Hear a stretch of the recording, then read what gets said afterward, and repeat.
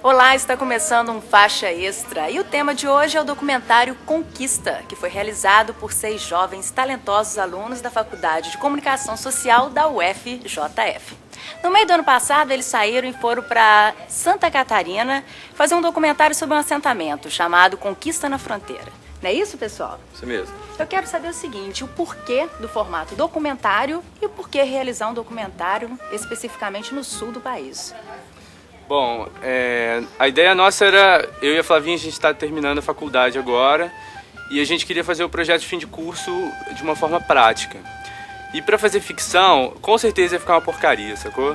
Porque a gente não tem estrutura e aí precisa de ator, precisa de mil coisas que atrapalhariam e iam ficar uma porcaria o final, assim, o resultado final com certeza ia ficar muito ruim. Então o documentário você precisa de menos artefato técnico para fazer. E a chance de ficar melhor era muito maior, né? Então o que a gente fez? Pegamos uma câmera, um microfone, meia dúzia de luz e fomos. E essa fase da pesquisa, até onde ela ficou, até onde passou a ser um roteiro pré-concebido e até onde surgiu a vontade de ser surpreendido pela realidade do próprio assentamento? Na verdade, a gente ficou pesquisando o lugar, porque como o Luiz tinha lido só a matéria da Caros Amigos, a gente tinha uma matéria e sabia nada sobre eles. Então, assim, pesquisando na internet, primeiro foi uma dificuldade achar um nome, assim. Porque primeiro a gente, na Caros Amigos, estava escrito República Socialista da Fronteira. Não existe um assentamento com esse nome. Aí a gente começou a descobrir, e isso era maio, assim. Então a gente ficou de maio a junho lendo teses sobre o assentamento. Só que chegou lá, era uma outra realidade, assim. O lance que você falou da realidade surpreender, eu acho que quando você trabalha com documentário é isso mesmo. Você vai meio com um roteiro, mas é um roteiro assim, que ele pode se perder logo, assim. Porque a realidade fala mais alto.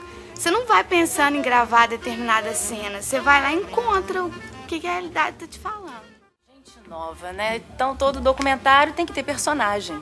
Como é que foi a escolha desses personagens e o pior e mais difícil, né? Acho que vocês escutaram 50 pessoas, tirar dessas 50, 12. Como é que foi esse processo? Qual critério que vocês usaram? Do que a gente achou mais interessante, assim. Lá eles têm a organização deles lá, tem uma pessoa que fica lá só por conta de visitantes. Então essa pessoa acompanhava a gente no início. Então no início acabava que a gente era meio orientado por eles, assim, tinham as pessoas mais convenientes para falar, não sei o quê. Mas depois que a gente começou a dividir a equipe, que a gente foi descobrindo outras pessoas, assim. E a maior parte delas foram as que a gente descobriu sem a ajuda deles, sacou? Uma coisa muito legal do resultado é que vocês trabalham com pessoas que passaram por um processo de exclusão, mas que hora nenhuma no documentário é retratado como vítima ou, né, exaltado e considerado heróis, né? E isso é uma armadilha muito grande, ter que trabalhar com esses dois extremos no documentário. Como é que vocês acharam, encontraram esse equilíbrio, esse tom do discurso? A gente também evitou um pouco trabalhar, assim, ser um documentário não muito panfletário ou didático, assim, também, que explicasse bonitinho para eles. A gente tentou por que aquilo pautou a gente inicialmente, por que a gente escolheu aquele assentamento e por que aquilo encantou a gente também de lá, de certa forma, assim. Então, o que aquilo trouxe pra gente de interessante. Então foi um pouco isso. Na verdade, a gente, outra coisa que rolou, que eu acho que ajudou para não ter essa coisa, é a gente não ter... o carro-chefe são as pessoas de lá, sabe? Então, assim, até uma coisa que eles não demoraram a ver que a gente estava interessado no que cada um tinha para falar de si mesmo. Que a gente não foi lá para descobrir ou para ouvir de novo o papo que eles têm de coletivo, essas coisas. A gente estava tentando buscar alguma coisa individual de cada um. E eu acho que, no final das contas, são pequenas histórias, são conquistas individuais que juntas formam a conquista do assentamento. Então eu acho que o assentamento ele vem mais de pano de fundo, sabe? Vem mais para ilustrar, assim, porque eu acho que o que as pessoas dizem é que eu acho que tem um valor, assim, e que constrói o todo, assim. E o que é engraçado, você falou porque tem gente que pode achar ele panfletário. Tinha Nação no final, Viva Zapata. tem gente que pode achar ele romântico. Mas na hora mesmo da própria montagem, a gente não foi pensando nisso, assim, que teor. A gente queria contar uma história, que era a história que a gente viveu lá durante um mês. E as pessoas, elas falavam de um todo muito pelas histórias que elas viviam, assim. E as histórias que elas viviam resumiam tudo da conquista, assim. Eram histórias parecidas, era uma luta pela terra, assim. Que pra Eu tenho gente... duas perguntinhas finais. O que, se vocês acham que mudou alguma coisa para eles depois do documentário? E o que mudou para vocês, né? Tanto na vida pessoal quanto profissional também, se vocês pretendem seguir, continuar fazendo documentário. Isso ainda mudou, porque acabou de ser, eles não tiveram acesso ainda, de certa forma. Eles não viram ainda. Não, mas durante o processo, né? Que vocês O tiveram que lá, ficou lá, o que... Eu acho que a grande vantagem, assim, talvez... de fora, né? Sim, Que eles não exatamente. têm... Até que tem. Vai gente do mundo inteiro lá. Na verdade, Assim, eles recebem muitos visitantes. Eles são recebem modelos de durante 3 tratamento mil. no sistema coletivo. mas eu acho que o diferencial foi que a gente... Pelo menos a gente foi lá para conhecer. Antes de tudo, eu queria conhecer, nós 6 queríamos conhecer o que estava acontecendo lá. Então a gente, em nenhuma hora a gente se portou como documentaristas, como pessoas que estavam lá só para tirar alguma coisa deles.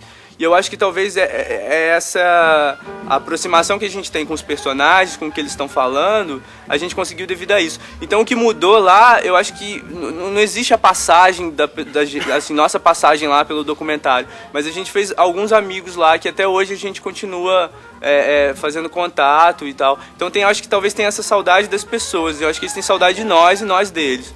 Não como O que ficou não foi o trabalho, né? Foi Foi a amizade, foi o contato. nós lá. Então mudou alguma coisa. Mudou. Não, e isso é uma coisa que dá orgulho de dizer, porque seria muito ruim se a gente saísse de lá, por exemplo, igual a Irma veio aqui assistir, e ela voltasse, assim, se sentindo traída, sabe? Eu não ia me sentir bem, assim, não ia. Então acho que a gente conseguiu fazer um documentário interessante para os outros assistirem mesmo, sem ser babaca com eles, sabe? E o mais importante disso é que a gente gostasse, assim. Porque como ainda é um trabalho de faculdade, é a hora da gente fazer o que a gente realmente acha importante, assim. Realmente ficou um trabalho de nós 6. A gente gostou, assim. Lógico que só de conseguir exibir ele já é uma realização, assim. Mas o importante foi isso. A gente gostou, viveu um mês com eles, passou 3, 4 meses editando, gostou do resultado. Era isso que a gente queria. Quais são os projetos agora para ele? As pessoas. A gente vai tentar mandar para festival e como vídeo, assim. Escreveu Não É Tudo Verdade agora, né, pra ver se ele aceita e mandar para os festivais todos. E principalmente agora é passar para película. Muito bem. Essa grande... Gente, muito obrigada Sonho. pela entrevista. Desejo muito sucesso para vocês, Obrigado. tá? E confira agora Conquista.